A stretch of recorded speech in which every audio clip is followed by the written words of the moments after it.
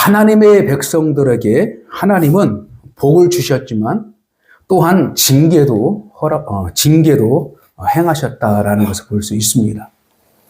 징계의 부분은 뭐냐면 인간에게 특별한 능력을 주시는데 그것이 바로 자유의지라는 것입니다.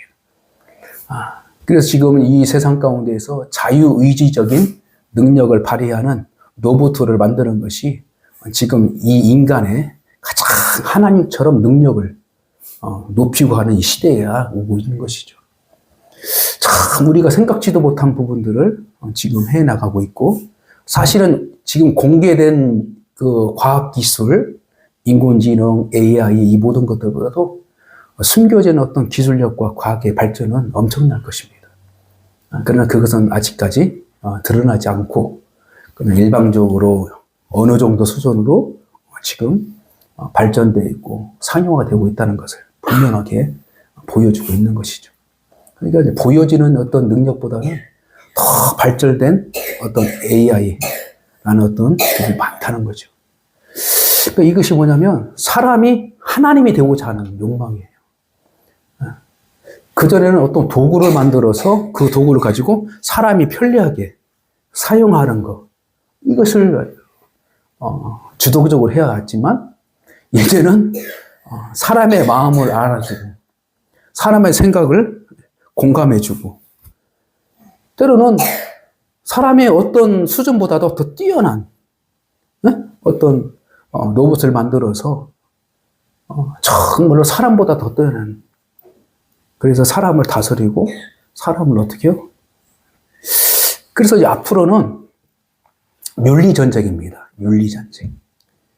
그래서 저는 하나님의 말씀을 묵상하면서 성경을 통하여서 우리가 알 수 있는 부분들이 뭐냐면, 특별히 하나님께서 자신의 백성들을 하나씩 이제 계획하시고 나가는 부분 속에서 가장 중요한 것은 뭐냐면 구원이에요, 구원. 구원의 문제가 있고요. 하나는 구원받는 자들이 하나님을 어떻게 경외하며 살아가느냐, 이것이 중요한 거잖아요. 그러니까 하나님을 경외하는 것이 하나님의 가장 우선순위예요. 그런데 살려놔야 하잖아요. 그렇죠? 살려놔야 돼요. 근데 죽었던 자를 어떻게 살려요? 그리고 세상에 진리가 없으면 사람들이 죄된 가운데 방황하는데 무엇이 옳은지를 모른단 말이에요. 그렇죠? 그냥 헤매는 거예요, 헤매. 방향, 우리가 흔히 말하면 나치판이 없으면 방향 감각을 잃어버리고 있는 것처럼 큰 배가 항해하는 가운데서 중요한 것은 기동력도 중요하지만 방향 감각이 있어야 돼요. 방향 감각이. 이게 중요한 거예요. 그래서 우리가 세상은 끊임없이 발전의 과정 속에서 끊임없이 인간의 어떤 고도의 발전을 막 하는데 이것이 옳은 어떤 방향이냐? 결국에는 사람이 하나님처럼 되고자 하는 그 잘못된 어떤 이 부분까지 가고 있는 거예요. 그래서 이것을 어떻게 상용적으로 살 것인가라는 부분이면 윤리적인 법이 있어야 된다는 거예요. 윤리. 인간의 양심. 그래서 하나님께서는 이스라엘 백성들 선택하시고 아브라함부터 하나씩 구체적으로 해놔서 야곱의 때에 이스라엘 백성들을 하나님의 백성으로 인정하고 야곱의 이름을 바꿔주셔서 이스라엘 이름 바꿔줍니다. 근데 이스라엘 이름 바꿔주시고 하나님께서는 법을 주셨어요. 법. 그래서 하나님께서 이 세상에 많은 사람들이 있지만 그 중에 선택해서 야곱을 통해서 야곱의 자손들을 통해서 이스라엘 백성들을 만들어 주시는데 그들에게만 특별한 하나님께서 법을 만들어 주시는 것이 바로 율법. 그래서 그 당대의 역사를 가만히 보면은 오히려 이스라엘 백성들보다도 더 뛰어난 과학적이고 기술적인 몸을 가지고 도시 문화권과 도시 국가들이 건성돼 있었어요. 거기는 이미 법들이 있었다는 거죠. 법이. 자기들 나름대로 법. 근데 그들은 그 법은 뭐냐면 왕이 정하여서 법을 만드는 거예요.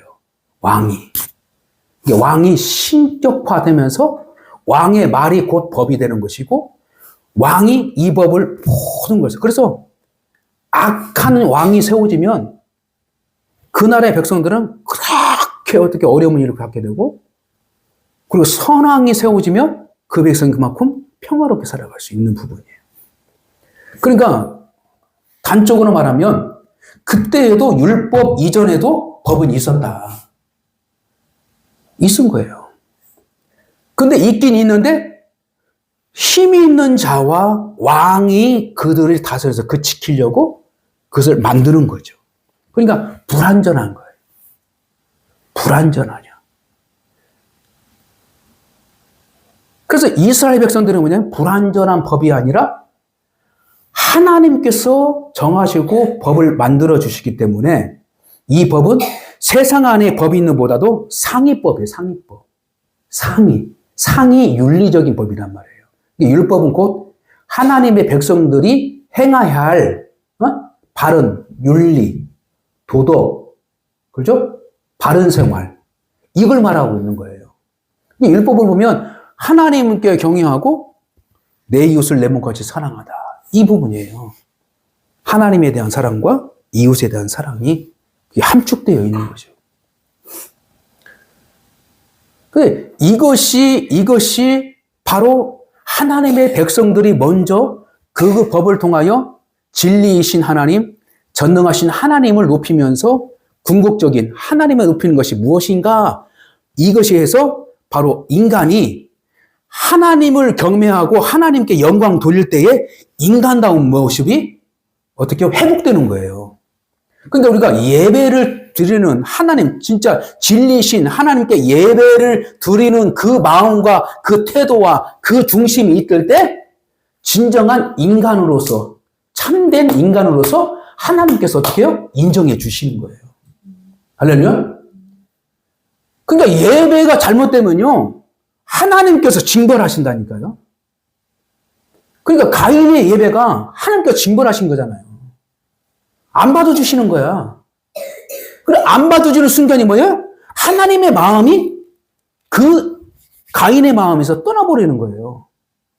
하나님의 마음은 뭐냐면 인내와, 하나님의 마음은 어떻게 해요? 은혜와, 하나님의 마음은 인간 애란 말이에요. 사랑. 그러니까 우리가 이 땅에 지금 살아가면서 가장 중요한, 우리가 이 시대를 이기고 나갈 수 있는 것은 뭐냐면 하나님과의 친밀한 관계를 우리가 유지해야 돼요. 이럴 때에 진정한 어떤 과학적인 문명이 있을지라도 우리의 신앙과 윤리를 지킬 수 있는 거예요. 그래서 하나님께서 하나님께서 원하시는 그 길, 방향을 우리가 잃지 않고 방황하지 않고 갈 수 있는 거예요. 지금 이 시대가 결국 하면 10년, 20년이면요. 결국 지금 선진국가 안에서는 벌써부터 다 이런 준비되어 있고요. 그래서 우리 민족, 우리 국가는요, 그 선진 바이올에 G7이라는 선진 바이올에 들어갔기 때문에 어떤 책임을 가지고 있냐면요. 우리 국가만 위해서 살아가는 것이 아니에요. 나머지 국가들을 위해서 어떻게 해요? 섬길 수 있는 마인드를 가져야 돼요. 섬길 수 있는. 그만큼, 그래서 부강하고 어떤 윤리적이고, 그 다음에 그들을 섬길 수 있는 어떤 여러 가지의 방법들을 가지고 모색하고 나가는 것이 바로 G7의 역할을 하는 겁니다. 그래서 환경적인 문제들도 고민하고, 여러 가지 국제적인 법을 지켜나가고, 이 마인드 속에서 막 가는데, 결국에는 이것이 강대국들의 중심으로 이루어지는 어떤 체결했던 이 법이 성경되면요, 그 약자의 연약한 부분 나라들은 어떻게 해요? 시달리게 되는 거예요. 더 오히려. 그러니까 이 G7의 이 국가들 안에서 그래도 지금도 가만히 보면요, 기독교 국가들이 다수를 차지하고 있어요. 기독교 국가들. 그러니까 하나님께서 주신 은혜는 힘을 갖도록 만들어서 하나님의 율법을, 하나님의 법을 지키도록 만들어 가야 할 그 사명을 인식하고 있을 때 하나님께서 기뻐하시는 거예요.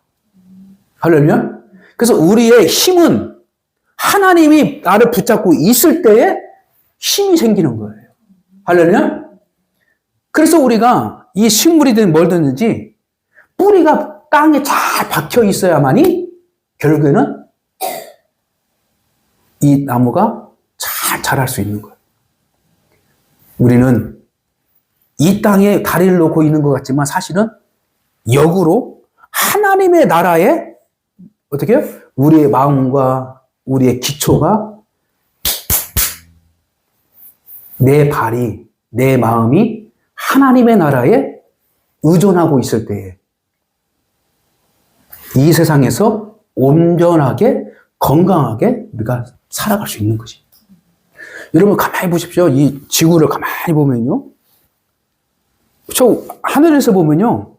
네? 하늘을 기준으로 보면은 이 머리가 하늘에 있는 거잖아요. 그죠? 머리가 하늘의 기준이에요. 마찬가지로는 우리는 지금 이 시대는 끊임없이 우주를 방정해서 미지의 시계를 가지고 상상력을 가지고 막 합니다. 그래서 우주를 정복해야, 우주에 대해서 정복해야 이 세상을 세계적으로 힘을 강구한다는 이 사명을 가지고 끊임없이 오는 이 시대에 아무리 높게 올라가더라도 하나님을 존재를 모르면 그거 다 허상이다는 거예요. 다 허상이에요. 우리가 비록 내가 어떤 형편 안에서도 가장 중요한 것은 내가 무너지고 실패하고 또 우리가 만족하지 못한 부분들이 있는 것 같지만 하나님께 주신 선한 양심을 가지고 살아갈 때에 우리는 하나님이 붙잡아 주시고 어느 환경 가운데서도 하나님께서 그를 사용하신다는 거예요. 누구는 1달란트로, 누구는 3달란트로, 누구는 5달란트로. 이게 바로 하나님이 주신 은혜예요. 그래서 오늘 성경 이 이사야서는요, 시편의 이 분량만큼 아주 방대한 내용이 있어요. 방대한 내용이. 그래서 이 이사야서가 곧 성경의 축소판이 될 수 있다는 거예요. 그 내용이. 그리고 가만히 보면요, 성경이 구약이 39권이죠. 네? 집사님? 39권. 그 다음에 39, 27. 27권이 신약이에요. 신약. 근데 이사야서의 장을 보니까 66장이에요. 이해되죠, 이제? 네? 이사야서가 66장인데, 네? 성경 전체가 66권이에요. 그죠? 66권. 근데 66권을 반으로 딱 날라서 구약이 39권이고 27권이 신약이란 말이에요. 네? 그러면 이사야서를 또 반쪽 딱 자르면 39장까지는 구약의 역사가 기록되어 있어요. 네? 구약의 역사. 그래서 이스라엘 백성들을 선택하고 이스라엘 백성들에 복을 주시는데 이스라엘 백성들이 하나님 뜻대로 살지 못하는 거예요. 그래서 징계를 내려주시고 그리고 그들에게 또 구원의 메시지를 약속하신단 말이에요. 39장까지. 근데 40장에서 66장까지면 27권이야. 그렇지? 27장이야. 그렇죠? 근데 이 내용이 뭐냐면 신약의 내용과 같아요. 신약의 내용이 한쪽적으로. 그래서 40장부터 하나님의 종들이 나타나요. 하나님 종들이. 구속에 대한 메시지가 선포하시고 하나님의 종들이 나타나요. 첫째는 메시아예요. 메시아. 두 번째는 바로 세례 요한. 그리고 세 번째는 예수 그리스도를 따르는 믿음의 새로운 믿음의 공동체. 그러니까 이스라엘 백성들은 옛날 백성이야. 근데 새 백성은 뭐냐면 예수 그리스도 안에서 신앙의 공동체가 바로 새 백성, 새로운 백성이야. 새로운 백성이야. 그래서 새로운 백성들이 하나님께서는 그들을 통해서 내가 영광 받겠다. 이것이 40장부터 66장까지 이어지는 이 부분이에요. 이 부분이. 그래서 오늘 우리가 이사야서의 특별한 얘기들을 가지고 지금 부흥회라는 어떤 큰 주제를 가지고 우리가 간단하게 우리가 성경적인 지식과 그리고 성경 안에서 주시는 하나님의 메시지의 어떤 객관적인 그 은혜를 우리가 깨닫고 그 다음에 우리 성경을 통하여서 우리가 이 세상 가운데서 현실적으로 하나님께서 우리에게 원하시는 그 삶의 목표와 방향이 어딘가 라는 부분을 우리가 하나씩 우리가 알아갈 수 있는 귀한 시간 되시기를 주님의 이름으로 간절히 축복합니다.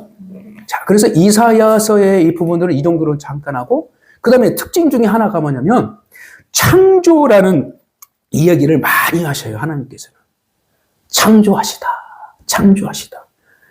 근데 우리는 사실 구약에 창세기에 창조 얘기를 많이 하신 것 같잖아요. 근데 성경을 보니까 창세기는 9번을 창조에 대해서 얘기하셨어요. 9번을 창조에 대해서 이야기하셨어요. 근데 오히려 이사야에서는 19번을 창조에 대해서 강조하셨다. 이것이. 그래서 이사야는 정말로 하나님께서 미래지향적인 이 부분들을 위하여 과거의 이스라엘 백성들을 향하신 하나님의 궁극적인 어떤 목적과 또 이스라엘 백성들에게 행하신 어떤 징계와 또 사랑과 어떤 구원과 축복과 이 모든 것들을 다시 새 창조라는 그 방향으로 바꿔주신 그 터닝 포인트에 우리 이사야서를 하나님께서는 기록해 주시고 이사야 선지자를 통하여 바로 그 일을 감당하게 하셨다. 그럼 우리는 이사야적인 믿음의 공동체, 이사야적인 하나님의 믿음의 교회가 있을 때에 온전하게 성경적인 교회가 될 수 있다는 거예요. 할렐루야? 그래서 우리가 이미 하나님께서는 신약의 역사를 이미 아시고 그 역사를 주도하고 나아가기 위해서 이사야라는 선지자를 통하여, 대선지자를 통하여서 이미 하나님께서는 그 말씀 해주신 거예요. 그러니까 하나님께서는 늘 앞일에 대해서 미리 말씀해 주신 거예요. 이게 바로 인격의 하나님이시에요. 인격의 하나님. 그냥 아무것도 알려주지 않고 갑자기 너 예수 안 믿었어. 너 지옥. 이것이 아니라 예수 그리스도의 복음이 땅끝까지 다 이르게 한 후에 예수 그리스도의 이름으로 심판하시는 거예요. 할렐루야? 그냥 무작정 막 잡아가지고 심판을 하시는 것이 아니라 하나님께서는 이미 복음이 땅끝까지 이르를 때까지 우리를 참고 기다리는 거예요. 그럼 먼저 들은 사람은 어떻게 하냐? 하나님께서 땅끝까지 이르도록 증인된 삶을 살아가도록 우리에게 부탁을 하셨는데 그 부탁한 일을 하고 나가는 자들에게는 누굴요? 성령의 능력, 성령의 은혜를 부어주시는 거예요. 할렐루야? 그러니까 우리가 예수 그리스도를 구원받았다는 것 자체는 뭐냐면 이미 첫째로는 하나님의 은혜가 있었던 거예요. 그 은혜, 사랑. 그래서 십자가의 그 모습을 통하여서 내가 죽어야 되는데 대신 주님이 죽으셨구나. 네? 이것을 깨닫는 순간 하나님 앞에 내 양심이 흔들리면서 하나님 내가 죽어야 되는데 하나님의 아들이 죽었네요. 그러면서 그거에 대해서 끊임없이 회개하고 내가 죽어야 되는데 주님이 죽었구나. 이것이 바로 첫째의 예배자의 모습인 거예요. 할렐루야? 그래서 구약의 율법적인 틀 안에서 제사의 부분 안에서 어린 양을 가든지 소를 잡든지 뭐를 잡든지 그 본인 대신 동물이 죽잖아요. 그래서 동물 죽기 전에 거기다가 어떻게 해요? 자기의 죄를 전가시키는 거예요. 전가시키는 거예요. 전가시키고 목을 따는 겁니다. 네? 목을 따는 거예요, 스스로. 그러면 그 피가 팍 옷에 빗는 거예요. 그리고 그 죽은 것을 제사장이 갖다가 이제 각을 뜨는 거예요. 각을 뜨는 거예요. 그래서 그 대신 죽어야 할 이 짐승이 그 누구예요? 우리는 거예요, 우리. 결국에는 우리. 내가 죽어야 되는데 짐승이 대신 죽은 거예요. 근데 결국에는 어떻게 예수님께서 결국에는 단 한 번에 인류의 모든 사람들이 반복적으로 제사를 드리고 많은 그 자체를 단 한 번으로 그것을 끝내버린 거예요. 단 한 번으로. 그래서 모든 사람들이 예수 그리스도 한 사람을 통하여서 하나님의 은혜를 깨닫게 되는 거예요. 할렐루야. 그래서 그 은혜를 깨달은 다음에 부활하신 예수님을 믿는 것이 바로 구원의 확신이에요. 할렐루야.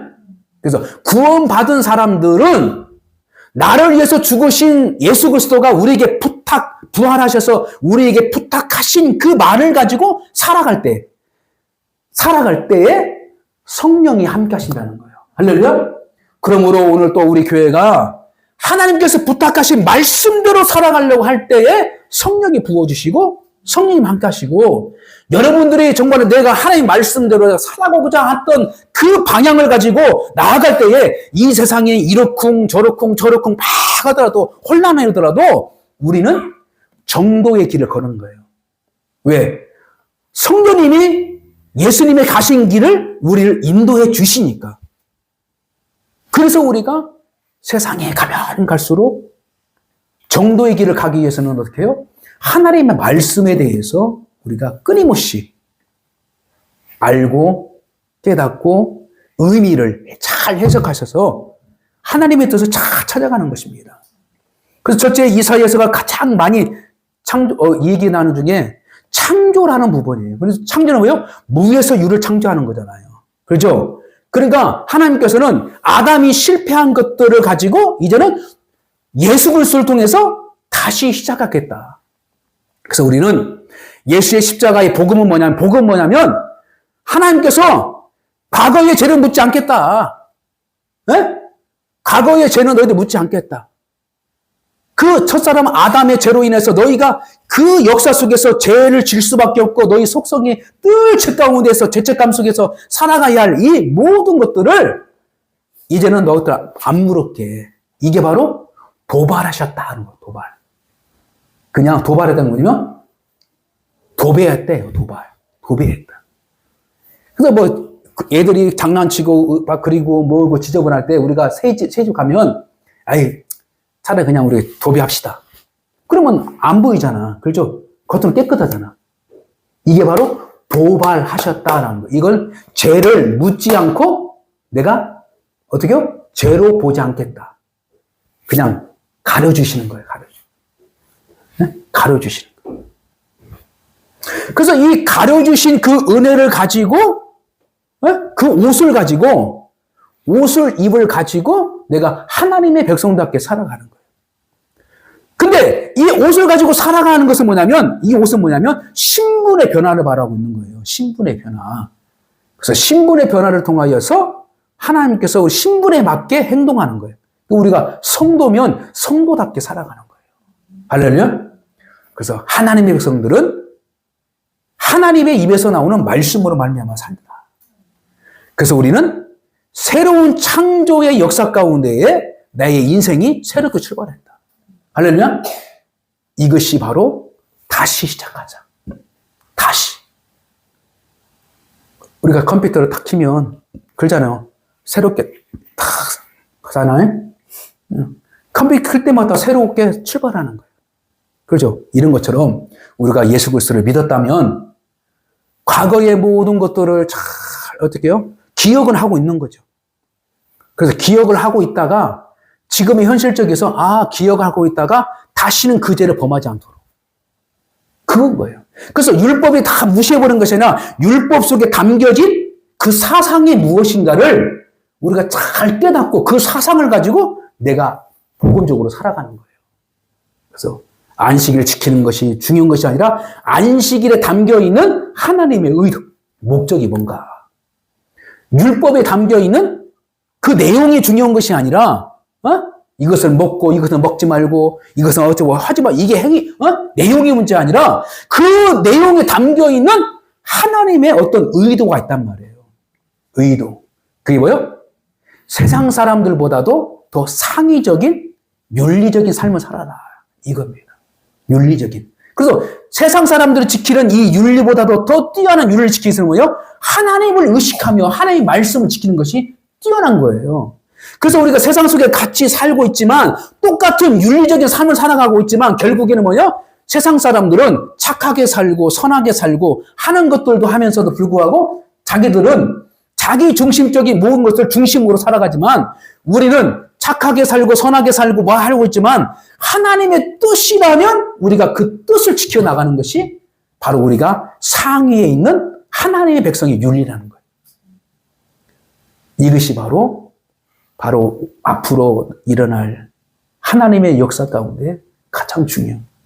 그래서 우리가 율법을 무시하는 것이 아니라 율법에 담겨 있는 그 윤리적인 하나님의 법이 담긴 의도가 무엇인가를 잘 깨닫고 또 우리가 하나님을 의식하면서 내가 살아가는 모든 이 윤리적인 이 모든 것들이 바로 하나님의 법 안에 있다는 것을 우리가 다시 한번 깨닫고 그렇게 나갈 때에 하나님께서 우리를 통하여 새로운 일을 어떻게 해요? 행하시는 거예요. 새 일을 행하시는 자. 할렐루야. 그래서 말씀을 정리합니다. 그래서 창조의 하나님은 이사야 40장에서 66장에서 이스라엘의 회복, 곧 부흥을 선언하셨다라는 것이에요. 그러니까 신약 성경을 통하여서 하나님께서는 선언하셨어요. 네? 선언하셨어요. 다시 부흥, 다시 주께로 돌아오는 것, 다시 하나님께 돌아오게 하는 그 일을 우리 하나님께서 선포하신 거예요. 할렐루야. 그래서 하나님께 돌아오는 이 역사 가운데에 우리가 가장 첫 단계요. 하나님의 은혜를 깨닫는 것이고 그 다음에 그 은혜를 깨닫으면 회개가 되는 것이고 그 다음에 회개가 됐을 때에 내 구원의 인격과 구원의 성화, 구원의 어떤 완전을 향해서 설 수 있는 것입니다. 그래서 우리가 유념해야 할 것이 뭐냐면 회복의 내용은 뭐냐면 두 가지가 있다고 그래요. 성경 보니까. 첫째는 뭐냐? 구원과 두 번째 의예요. 의. 하나님께서 부흥을 통해서 회복해 주시는 예수 그리스도를 통해서 이 땅에 회복해 주시는 그 복음의 메시지 안에는 첫 번째 뭐예요? 구원이 있고요. 네? 구원이 있고요. 두 번째는 의가 있어요. 의. 그래서 구원은 믿는 자에게 이르는 것이고 의는 믿음으로 순종하는 자에게 의가 있는 거예요. 할렐루야. 그래서 하나님에서 의롭다고 인정하는 이 의로운 행실이 구약의 이스라엘 백성들에게 주셨던 이 율법적인 이 모든 것들을 함축적으로 하나님께서 원하시는 옳은 길이 무엇인가를 성령님과 더불어 내 안에 내주하시는 성령님의 가와 나의 인격적인 양심과 같이 맞물려 가면서 내 안에 심령 성전과 내 안에 하나님의 거룩한 만남이 그러므로 끊임없이 하나님의 마음이 내 양심 가운데에서 서나갈 때에 그래서 보여지는 형식적인 율법이 없더라도 내 마음속에 믿음의 법, 성령의 법이 나를 하나님 앞에 자유로운 자로 하나님 앞에 복된 자로 우리를 이끌어 가실 거다라는 이 구원의 선포를 이사야 성경에서 하나님께서는 말씀해 주셨다는 것입니다.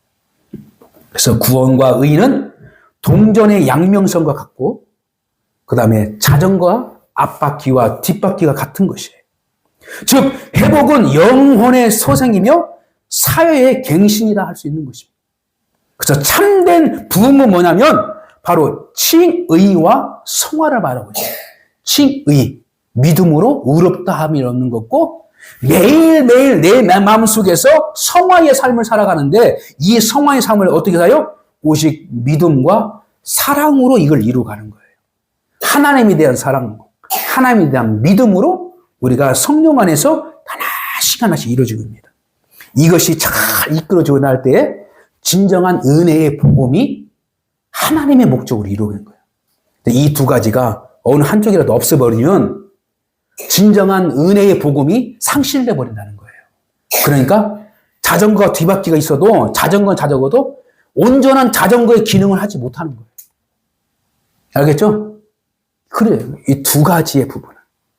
이 두 가지를 우리가 하나씩 이제 이사야서 66권 안에서 후반부에 있는 하나님의 거룩한 목적, 부흥의 그 목적에 포커스를 두고 이 시대 가운데 하나님께서 특별히 우리 주동산교회 성도들에게 귀중한 말씀으로 하나씩 정립해 나갈 수 있도록 하나님께서 기회를 주셨는데 이 기회를 잘 우리가 선용하여서 하나님께서 원하시는 복된 우리의 복을 누리시기를 주님의 이름으로 간절히 축복합니다.